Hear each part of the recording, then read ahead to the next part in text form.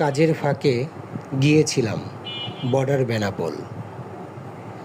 গিয়ে দেখি সেই জৌলার সারায়ে বেনাপোলকে আজ লাগছে আবোল তাবোল। এক সময় যেখানে ঢুকতে গেলে লাগতো 2-3 ঘন্টা, আজ সেখানে জনমানবহীন, খারাপ লাগে তাই মনটা। ব্যস্ত সেই টার্মিনালে ব্যস্ততা নেই লোকের আনাগোনা। যা 2-1 জন যায় চিকিৎসার জন্য, ভ্রমণের জন্য মানা। রাজনীতি করো, কূটনীতি করো, সম্পর্ক বাড়াও দেশে দেশে, এমন কিছু করো না তুমি যাতে দেশের সাধারণ জনগণ যায় ফেঁসে।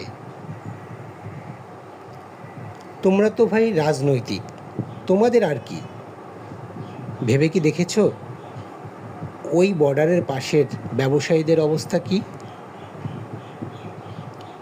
লোকজন নেই, ব্যবসাও নেই, মারছে বসে মাছি।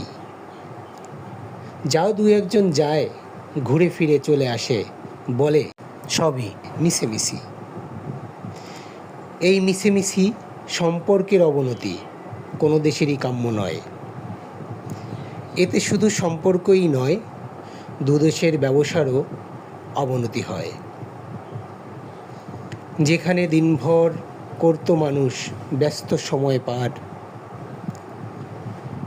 সেইখানেই আজ নীরব হয়ে চায়ের দোকানে, রাস্তার পাশে বসে থাকাটাই সার।